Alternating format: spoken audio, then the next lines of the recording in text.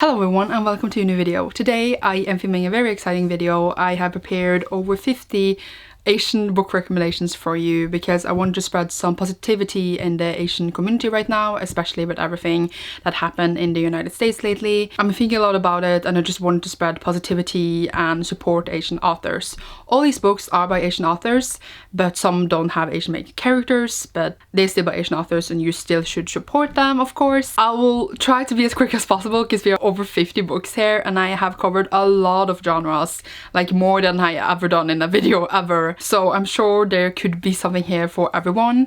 I will try to timestamp the genres down below so you can skip to a genre you know you like, and just remember to support Asian authors and stories. These books also just cover the books that I own and have on my shelves. I have of course read more books than this that I don't own by Asian authors, and also there's so many I want to read but sadly haven't gotten to yet. Excited for a lot of books, and if you have more recommendations, of course leave them down below and hopefully a lot of people can even find more books they are interested in. But yeah, without further ado, let's get started on these recommendations. I will cover the synopsis as quickly as possible so that we can cover all of these and not like talk about my thoughts and stuff, because who cares about those today. We are starting off with adult fantasy, and the first book I want to talk about is Jade City by Fonda Lee. It has a sequel called Jade War, but I don't have it yet and sadly haven't read it yet, but the last book in series is coming out later this year, so this is a perfect time to pick it up and then you get the whole story this year. This one is set on the island of Kekon and it's the only place where magical jade grows. We follow the Cole family, who is the leader of the No Peak clan, which is one of the two clans controlling this island and therefore controls the jade and like the political landscape of the island. The author has described Jade City as the godfather with magic and kung fu. We then have The Poppy War by R.F. Kuang, which is a trilogy, and I'm not going to hold all three of them. I just wanted to show off my pretty editions. The first book follows Rin, who takes this very difficult exam to go to this academy called Sinigard, which is a military academy. The book is set in the country of Nikon. It is a country that has been in several wars. The book is heavily inspired by the Sino-Japanese War as well as the rape of Nanjing. And the second and third book covers a lot of the Chinese Civil War. I will have heavily trigger warnings for this, for sexual assault and very heavy violence, and it also of course has magic and it is great. I said I wasn't gonna say my opinion, but it's my fave, so I couldn't help myself, sorry. We then have The Bone Shard Daughter by Andrea Stewart. This one is set in this empire where the emperor has ruled for decades and uses these constructions to control the people. And Lynn is the emperor's daughter and she lives in the palace of secrets trying to find out her past because she lost her memories when she was a child and is trying to find out her father's secrets, etc. And it also follows other characters, but that's the gist of it. This is the first book in a trilogy or duology, I believe. The second book is coming later this year. We then have another by Yukito Ayatsuji. This one is kind of like a horror, supernatural horror, so that's nice. And it's set in 1998. We follow Koichi Sakakibara, who transferred to this school. They start dying and he's like, why? I don't want to read more of the synopsis because I feel kind of it spoils things. But yeah, it has an anime, which is great, and this is the book. It is supernatural, so I included it with fantasy, and it's gruesome and deathful. Woohoo! We then have two short novellas, which is also out of fantasy. The first one being The Black Tides of Heaven by Neon Young. This one is the first one in a trilogy, or was it 4 or 3 novellas? And later this year it comes a bundle of all 3 or 4 of them, so you can pick it up and get everyone in this beautiful connection. I will leave a picture here. This one follows Mokoya and Akeya, who are twins, and then Mokoya has these visions, so well they can see the future, and then they are the children of the temple and then the mother wants them back and the rebellion is growing. Hard to explain because it's so short. Good work. We then have Empress of Salt and Fortune by Nivo. This one is the first one in a duology of novellas, I think. We have this one character trying to collect the story of what happened to the Empress, so they talk to another character and that character tells the story of a handmaiden who followed the Empress, who had to marry someone in the north far from the homeland, and it is also a FF romance. I also really need to pick up the sequel to this because I'm very excited. I didn't have that much out of fantasy, but at least some in every genre. We then go into YA fantasy, which is like what most of the recs are from, but we will live with it, my favorite genre. So the first one I of course have have to recommend is then Girls of Paper and Fire and its sequel Girls of Storm and Shadow by Natasha Nagan. This one is a YA trilogy and the third book is coming later this year. Not a long wait for the next book in this series. It has an FF romance and it follows Lei, who is in the paper caste, who is the lowest in the society. The top ones are like actually demons. She's chosen to join the Demon King's harem as a paper girl, but she is not a girl made of paper, she is a girl made of fire, and again Trigon is here for sexual assaults. But yeah, read this for best girls. We then have Wicked Fox and Vicious Spirits, both by Kat Cho. Vicious Spirits is kind of like the sequel slash companion to Wicked Fox. This is a duology, so the series is finished. It is set in our world this time, in Seoul, Korea, and it follows Gu Mi-young, who is a nine-tailed fox. She needs to devour the hearts of humans to survive and stay young and beautiful, even though at this point she's only still a teen. Then she meets Ji-hoon, who is a human, and loses her fox bead and try to recover it again together, or not together with him, who knows. That's what the first book is about, and I don't want to talk that much about the sequel, but it reminds me a lot of like a K-drama, so if you like that, you have it. We then have an Umber in the Ashes, which is a quartet. Help me, what's happening? I wanted again to just show off my pretty editions, but I'm only gonna hold one book. I didn't even get to show off properly because I can't hold books apparently. This book is by Sabato Hare and the series is now finished. It is set in the Material Empire, inspired by ancient Rome. We follow Laia, who is a scholar. They are very oppressed. Her grandparents gets killed. Her brother is then put in prison, and then she needs to become a slave for the commander of the army and be a spy for the rebellion, so they will help her free her brother. We also follow Elias, who is a soldier, and a mask. The mask is like the highest and most brutal of the soldiers in the Material Army, but he doesn't want to be and he wants to escape, and that's how the story starts out. Not to bias you or anything, but this is my favorite series of all time, at least one of them, just saying. We then have Shadow of the Fox by Julie Kagawa. It is a trilogy. I don't have the third book and I have only read the first one, but still. This is set in the land of Iwagoto, and 1,000 years ago this scroll was made called Scroll of 1,000 Prayers, and the one who has the scroll can have any wish fulfilled. We follow Yumeko, who is a yohai, half human, half fox, and she lives in a temple that gets burned and everyone gets killed. That temple did protect one of the parts of the scroll. She can also make illusions. We also follow Kage Tatsumi, who is a samurai for the Shadow Clan, and he's been sent out to retrieve the pieces of the scroll, and their paths intervene. Yay. A lot of nice mythology in this one. I am kind of also just gonna recommend you like an author and some of the works, but not all of them. This fit especially well with Renee Ahdieh, who has many books. She got known for The Wrath and the Dawn, which I'm not going to speak much about now, but just know that this is the series she got known for. I'm going to speak more about her other series. The first one being Flame and the Mist duology. This one follows Mariko, who has always just been told that since she's a girl, her role is to just marry, and that's, well, all she has to do. She is then sent out to, well, marry the one she was supposed to marry. The carriage she was in gets attacked by the Black Clan. She then decides to dress up as a man to infiltrate them and take revenge, and finds her courage through this. I only read the first one of this, but I'm very excited to read the sequel. And Renee Ahdieh's newest trilogy is The Beautiful, which is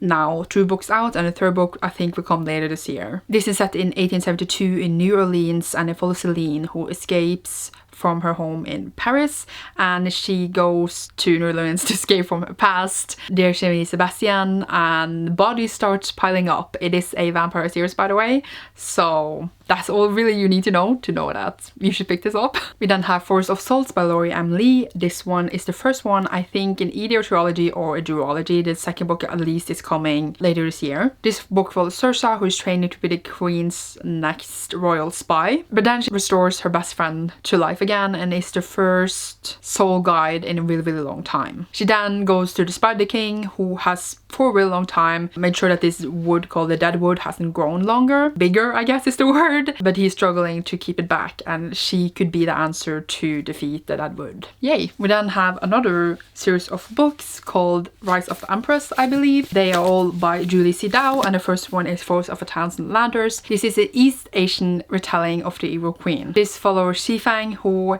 thinks she is meant to be the Empress of Fenglu. She's trying to become the Empress by using magic that is fueled by the hearts of people. The second book is a retelling of Snow White, and then the third book does have the characters from these, but more like a companion. But yay! We then have Wicked As You Wish by Winsor Peckle. In this book, many years ago, there was the Kingdom of Avalon, which is now put on the ice by the Snow Queen. The people who live there and the heir, the prince, is now hiding in all places Arizona.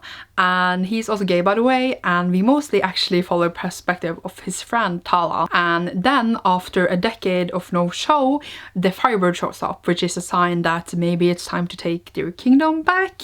Who knows? I lied earlier when I said that I would only recommend books I own, because by Winsor Peckle also we have The Bone Witch, which is a trilogy of books, and I adore it so much that I have to include it here. The Bone Witch follows Tia, who resurrects her brother, which means that she is a bone witch, and then she and her brother goes to, well, I guess the capital, or like a city, to become a Asha, which is like a person with powers. It is also told like from the future to the past, so like we have like really foreshadowing of how Tia is like a few years later than like the first book, and you're really curious to see where she ended up, and that makes the storytelling in this one even more unique. There is so much young adult fantasy, I warned you. We also have We Hunt the Flame by Hafsa Faisal.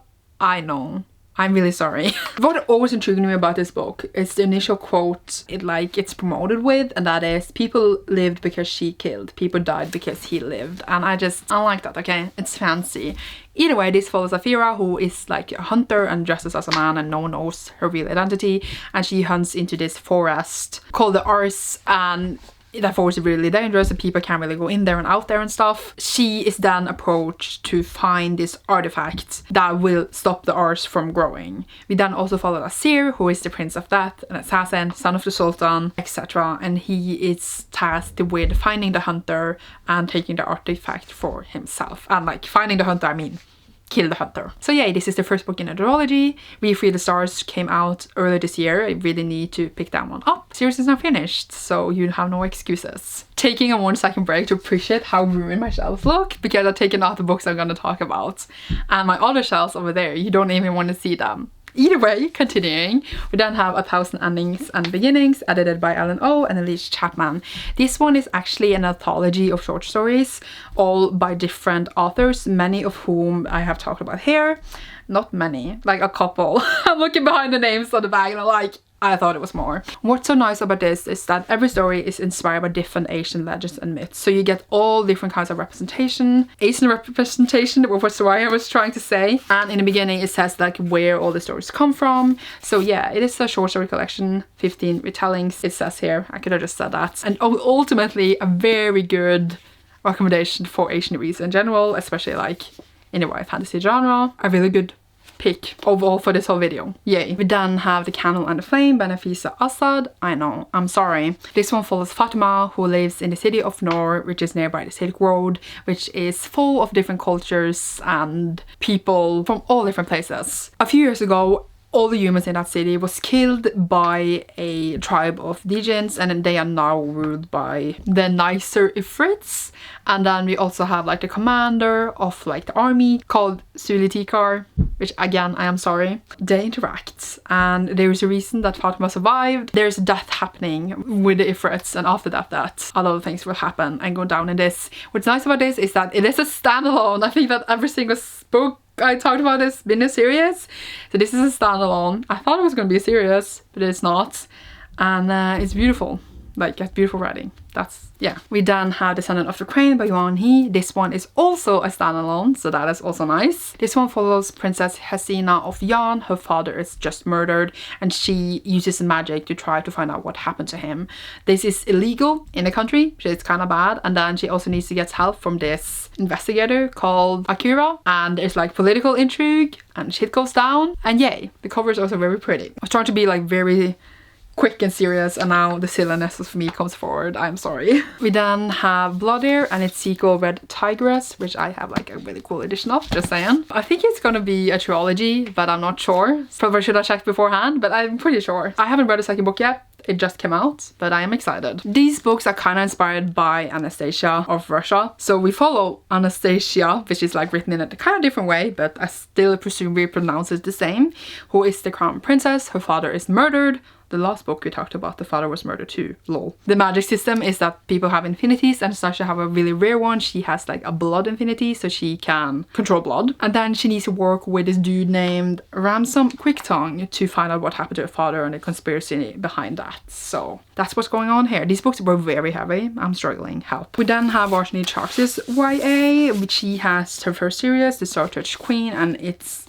sequel / companion, A Crown of Wishes. I'm not going to speak that much about these, but I am going to speak about her newer series.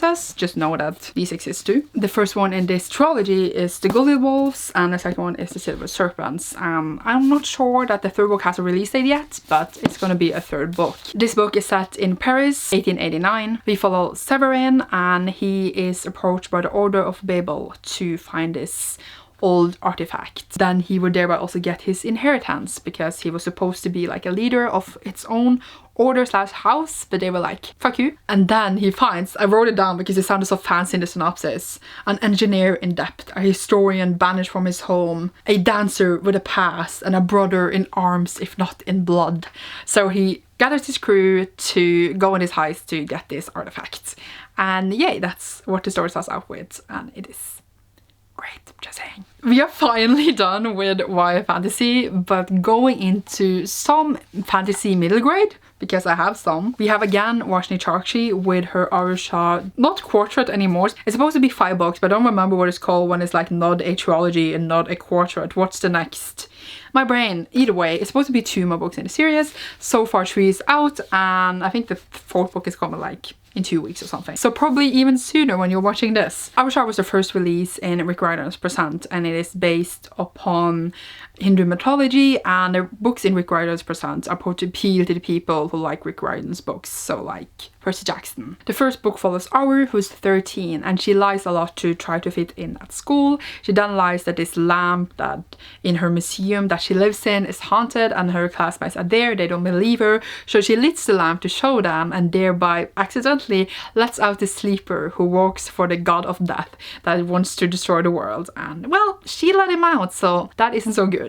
The only way to stop this is to find a reincarnation of the legendary Pandava brothers, and that's how the story started out, and it is a great adventure for any ages, but yeah, it is a really great series. We then have another really great fantasy called The Serpent's Secret by Sayantani Dasgupta. This one is also the first book in a trilogy, I believe, and it follows Kiran Mala, whose parents suddenly is drooling in their house, and it turns out that maybe legends are true, that they always told her that she's actually a real-life princess, and well, it's true, okay? She then has to go to this magical world with the help of her 2 companions to, well, save her parents and also finding out her true heritage, I guess. And this is also, as I said, a middle grade. I would say this is a bit lower than like our Shaw, but like again, middle grade, read by all ages. Enjoy. We then have Furthermore and its sequel / companion Witchwood. Furthermore is kinda an Alice in Wonderland retelling, and it follows Alice, who is colorless while everyone where she lives is colorful. Her father has been missing for many years, and she is now gonna go out to find him to do this task thing, and then she needs to go to Furthermore, a very whimsical and a weird place. And I would just say that this book was amazing, and so is the sequel, which is more focused on friendship and reaching out for help. And this one follows a girl that washes bodies all alone and needs some friends. So yeah, they are both great, just saying. Now we're done with the fantasy genre. I am now gonna recommend some sci-fi, starting off with adult sci-fi, which is like 1 book. So sorry. I don't read that much sci-fi apparently. So the one I have here is The Three Brother Problem by Cixin Liu. I am sorry again. This is basically a first contact story, and I feel like it's very hard for me to explain it other than that. And I didn't know it was when going into it, so now I kind of like rooted for you to have that experience that I had. But it's a first contact story, and it connects with the China's Cultural Revolution. That's all I got to say. It is a trilogy, and that's it. I'm really sorry. We then have another book by Tara Mafi, which is Shadow Me. This is a really known and big YA dystopia, which is like under sci-fi in my opinion. I just included this here in case people don't know about it. I really doubt it, but here we are. This one follows Juliet, whose touch harms people. They die. She's been locked up for many days. The people have a plan for her to use her as a weapon, and that's how the first book starts out. It was a trilogy, and then the author has now expanded the book with 3 more books and like 2 novellas or 3 novellas, so it's like a 6-book series now. Good luck. I need to pick up the sequels, I just remembered. We then have Want by Cindy Pon, and also its sequel Ruse that I haven't read yet. This one is set in the future of society. This is sci-fi. I mean, sci-fi doesn't have to be set in the future, but you get what I meant. The society is divided. Rich family has 40 suits that protect them from like sickness and pollution in the air. We then have Jason, who wants to set a stopper to like the big divide in society. He comes from the lower. They are going to infiltrate the people who make the suits called Jean Corp. They kidnap the daughter of Jean Corp called Dayu, and then later he infiltrates them and meets her again, and it's like, oops, awkward, and the story develops from there. I feel like that was like the worst synopsis yet. I apologize. Need to read the sequel, very excited. I don't feel like you can't make a Asian rec video without mentioning Marie Lu. I have a lot of books by hers, but I only read the 2 first ones in her first trilogy. She started out with Legend, which looks like this. This one is set in what used to be the United States. We follow June, who is like a prominent soldier, and Day, who is like a wanted criminal, and then June's brother gets murdered and Day is like the main suspect, and she goes out to hunt him. So that is what this first trilogy is about. It's very fun. Then we have like her second trilogy, which is called The Young Elites. I think that this is like known for being by oh god, from the perspective of like the villain, I guess. And I have the whole trilogy, but I haven't started it yet. This is the worst showing ever. I just want to show you the first book here. And then we have a new duology, Warcross, and its sequel, and she has another duology after that again, or trilogy, I don't even know. So yeah, you have a lot of different sci-fi books to get through by this author if you want it. Yay! We then have one middle grade but almost kind of YA book, and that is Dragon Pearl by Yoon-Ha Lee, which follows 13-year-old Min, who comes from a family of fox spirits. It is also Rick Riordan's Presents, by the way. Then her brother June gets like accused of abandoning this mission to go out to find the Dragon Pearl, and Min doesn't believe that he did that at all and goes out to clear his name. She needs to be very smart and use her powers to infiltrate and investigate on different planets and spaceships, because it's a sci-fi, and yeah, go along for the ride. We are now going into the non-fantasy books, I guess, and we again starting on the top with the adult books, and I have a couple different ones here, and I'm like impressed by myself because I apparently don't read that much adult. Someone recommend me adults out of 5, by the way. Cannot talk about Asian book without mentioning Haruki Murakami, of course, who is like the most known Japanese author in like present day. I have read several books by him. I have some here and I have read many, but I'm only gonna talk about Kafka on the Shore, which was my first one and still my favorite one, even after all this time. Maybe I should reread it and see if I feel the same about it. I don't even know how to describe this book. We follow Kafka, who runs away from home. He's either running away from this prophecy or finding his mother. And then we also follow Nakata, who can talk to cats. And these 2 people, their paths connect somehow. And it's kind of like a bit like Supernatural too, but it's still like a contemporary book, I guess. Not contemporary, I don't even know. Fiction, I don't even have the word for it, apparently. It's very fascinating and intriguing to find out how it's all connected and stuff, so yay. Then we have the author Celeste Ng, and I have read both of her books. We have Little Fires Everywhere and Everything I Never Told You. This is the ugly Norwegian edition, and that's why you probably can't read the cover. I'm only going to talk about Everything I Never Told You right now, but know that she has this other book too. Everything I Never Told You, it follows this Japanese American family set in the 90s, 70s in Ohio. Lydia, the daughter in the family, or like the oldest daughter in the family, I guess, is missing, and they're trying to find out what happened to her, and then her dead body is found. It's very much about like the characters and the family and their secrets and like how they have been surviving in a very right place, and also just like their story as a family, etc, etc, secrets, etc, etc. Yay. We then have the Traveling Cat Chronicles by Hiro Arikawa. This one is following their perspective from the cat Nana. They are on a road trip together with their owner Satoru. The cat doesn't really know why they're on this road trip, meeting these different people. It is very sad. I'm sorry, I just have to tell you. But it is just a very touching and very beautiful story.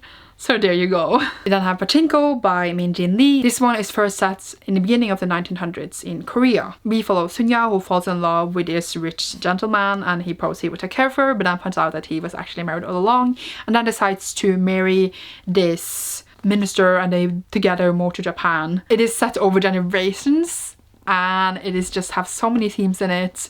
The relationship between Korea and Japan, how they're treated, and are caring about his family. You will be invested. We then have The Kite Runner by Khaled Hosseini. This one is a beautiful story about family and friendship on the backbone of Afghanistan from like the last 30 years. I was gonna like read a synopsis to remember like to give you a good one, and it literally just says it's a beautiful story over time, and I was just like, well, that doesn't give me like anything. But basically it follows Amir, who is best friend with this boy named Hassan, and then this horrible thing happens to Hassan which makes Amir push him away, and then the war breaks out and they have to escape, leaving Hassan behind, and years later their paths connect again. It is beautiful though. We then have A Paved Blue of Hills by Kazuo Ishiguro. This one is like the debut novel of this author, who is very well known because he won the Nobel Prize of Literature. This first book, and I haven't read any other by him yet, but I know he's known for other books, follows Atsuko, a Japanese woman living in England, and she is thinking about her daughter's suicide, and then she also has flashback to this one summer in Nagasaki. That's what the story is about, and it is interesting. I don't really have like an own genre place for classics, but we have another fiction book which is a classic. Since I only have one classic, I'm just putting in with the other adult fiction books. It's called The Sailor Who Fell from Grace with the Sea by Yukio Mishima. This one follows a 13-year-old boy, and I'm itching, and like his friends, and then his mother gets a boyfriend who is a sailor, and they hold him like really highly, think he's really cool, but it turns out that he's a softie and they don't like that. And that's like the whole book, which sounds really weird. But if you're more interested in like classics, some Asian classics, some Japanese Asian classics, then you have something, I guess. Still in adult fiction, but now like a bit more like specific adult fiction, we have one romance book. And there's only one, because apparently I don't read that much romance, and it's The Quiz Continent by Helen Huang. This one is the first one in a trilogy that follows like different people, and it follows Stella, who does have Asperger's, and she also feels that she wants to be more good at sex and stuff, so she wants to like have someone to tutor her. She then hires an escort named Michael. Well, he cheated her, and that's how the story starts out. And it's great, okay? I really need to read the other books in the series because I think they're all gonna be as great as this. Then yes. Recommend me more Asian romances down below, please. Then we have one, I was gonna say crime novel? I don't even know. Not horror. Mystery novel, that's the word I wanted. Thriller. Thriller mystery, which is 6-4 by Hideo Yokoyama. Basically, 6-4 was like this really big case. It was like this big kidnapping many years ago, and the police never found out what happened. And now 14 years later, we have this one detective that has this case, and it could connect to that case 14 years ago, 6-4, which is like a big case. And then we need to follow like the journey to see what was behind everything. And it was very good and great. So yeah, I feel like I filmed for so long I can't even feel my toes. We are now going to contemporary, well like still fiction I guess, I just call it contemporary for some reason, but young adult. So the last one was adult, now young adult, and the first one of course have to be Darius the Great Is Not Okay, and its sequel Darius the Great Deserves Better by Abid Khorram. One of my favorites of all time, not to make you biased, but I have to. The first book follows Darius, who has clinical depression. He's also gay, but like that is more the focus I guess in the second book. He grows up sick, so they go to Iran and he meets his grandparents in real life for the first time. He then also meets Horab, who becomes like his first real best friend forever, and it is so heartwarming. He also has this really complicated relationship with his dad, which does get explored and explained. So many good parts, that's all I got to say. And its sequel somehow managed to be as good as the first book, and I think that skill alone blows my mind. So that's it. We then have American Panda by Gloria Chow. Also have another book by her, but I haven't read that one yet, and she also have another one out. So yay, many books to check out by this author. May, who started early on MIT because she's really smart. Her parents want her to be a doctor, but she doesn't really want to. And her parents want her to marry a Taiwanese Ivy League dude, but she hates everything biology. She doesn't want to be a doctor. And she falls for this dude named Darren Takahashi, who is Japanese American. Whoops. She then reunites with her brother that has been disowned by their family because he, well, wanted a different career path or fell for the woman that they didn't like. It was either one of those two. And then finds out that maybe she should find her own path. Yoo-hoo! We then have Frankly in Love, but also by the same author, Super Fake Love Song. Only gonna talk about Frankly in Love in this video, but know that the author also had another book out. Also getting a adult sci-fi book out in May, so then I would have had more adult sci-fi to recommend to you. Frankly in Love follows Frankly, who falls for this white girl. His parents would be very disappointed, so he fake dates his friend, who is also a Korean, and they fake date because she's together with someone else. So they fake date for the family so they can be with the ones that they really want to be. It has the fake dating trope, but ultimately that is what it is promoted as. But I think that this story just covers so much more. Like the family, just the themes of this book are so much deeper than just the fake dating. So be excited. We then have When Dimple Met Rishi and other books by Zendaya Menon. They are all really cute romance contemporaries. The first book that she published was When Dimple Met Rishi, as I just said. It follows Dimple, who wants to go to this coding summer program. Her parents want to arrange her marriage. It's just like, no please. But then we have Rishi, who is like very much traditional, and he finds out that Dimple is going to this program, so he goes there too, so he can meet her, and that is how the story turns out. All of the stories from Zendaya Menon follow Indian American teens with different themes. I just read this one, who follows Sweetie, who is... A book had to fall in this video, didn't it? One book, of course. What did I say? Who is fat and is just dating this dude in secret. These two are kind of in serious, and then there's another one, and they all like have characters interacting with each other, but this one is like outside those, but it's also very cute. So just basically check out all of Zendaya Menon's books and look at the spines. They are adorable. So how can you deny this? And I of course have to mention To All the Boys trilogy. I'm sure a lot of people have heard about these now because they got a Netflix trilogy of movies. The first book follows Laura Jean, whose all love letters that she has ever written, because she writes one for every boy she has ever loved, get sent out to the boys that she loved, and then, well, she's embarrassed. She's fake dating Peter Kavinsky so that her sister won't find out that actually she liked her boyfriend, I guess. That's what it first is about, and then it's about her relationship and going to college and different things, and they're all really cute. The author also does have another series, which is right here, called the Summer Trilogy. If you want more from Jenny Han, then you have more options. We then have The Love and Lies of Roxana Ali. It follows Roxana Ali, who is a lesbian, and she's caught with her girlfriend by her mother, which is very bad, and that she's then forced to go to Bangladesh with her family, and they're kind of trying to get the gayness out of her. She also finds this old journal from her grandmother reading about her story from before. It has a lot of homophobia in it, so I do recommend staying away from that if it triggers you, but overall it is a beautiful story. But it also made me mad, but it is a beautiful story. We also have A Very Large Expanse of Sea by Tara Mafi. This is her YA contemporary. We have now mentioned her middle grade series and her YA dystopian. She's always getting another YA contemporary later this year, and I'm so excited for it. This book is set in 2002, a year after 9/11. Shirin, a Muslim teen, does struggle with a lot of Islamophobia because of this, but we follow her journey trying to, well, get through day by day. She also breaks down in her free time, and then she meets this boy named Ocean James, and well, he has pretty eyes, and that's how the story develops. I am fully aware that we have been here for like a billion years, but I did tell you it was going to be a lot of books. So we also have Down and Across by Arvind Amani. He also has other books out, but I sadly only have his first one. This one follows Scott, who has this thing about quitting everything, and then he was going to do this internship, but then decides to go to DC instead to meet this professor who teaches about grit, which is like to do stuff, to go through with stuff that you decided to do. A day journey turns out to much more in DC, Washington, and he also meets this girl called Fiora, who loves to create cross puzzles.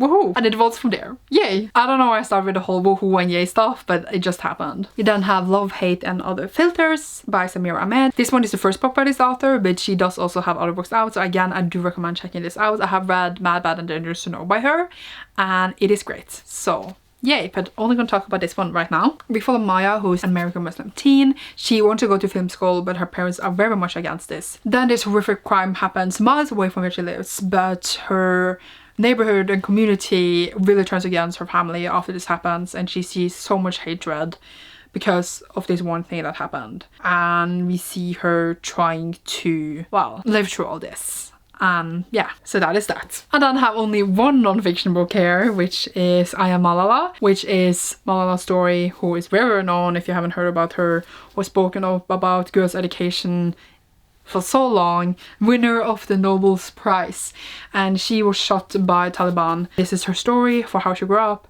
what happened, etc. And yeah, it's a good read if you haven't read it already. Finishing off with two graphic novels, we have first The Prince and the Dressmaker by Jen Wang. This one follows Sebastian, who is the crown prince of his country. He likes to dress up at night as Lady Chrysalia, and he has his friend named Francis who helps him make these costumes. But Francis doesn't want to be a secret to make all these things in secret since she has so beautiful magical clothes. But if they found out that Francis made the clothes, then they will find out that Sebastian is Lady Chrysalia. So there's a whole dilemma. It's a beautiful graphic novel, so check it out. The next one was not a graphic novel, I guess it is anyway. The comic series Monstrous by Marjorie Liu and Santa Takeda. This one follows Mariko, who is a half-elf, and she finds out that she has a dead, not the dead, but like a living monster god thing inside of her. And it's like many different races and places and magic, and 5 volumes about. I actually have the 5th volume, it's just not in my hand. And the series is ongoing, so you could have a long journey with these if you want to. It's beautiful, stunning art in them. One fantasy graphic novel and one non-fantasy graphic novel. It was perfect. And that was it for this recommendation video. Now you have over 50 Asian book recommendations. So if you didn't find anything here, then I don't know what to do. I just want to spread some positivity and just tell you about so many books that I have enjoyed now over the years, and I am excited to read so many more Asian books to come. I thank you so much for watching this video. I hope you enjoyed it. It took a lot of work to remember so many books, and my legs hurt because I'm standing so long. Lol. I will leave some resources to support the Asian community right now down below, and again, thank you so much for watching. Leave a smiling face emoji down below if you like this, and you will see me soon in a new video. Goodbye!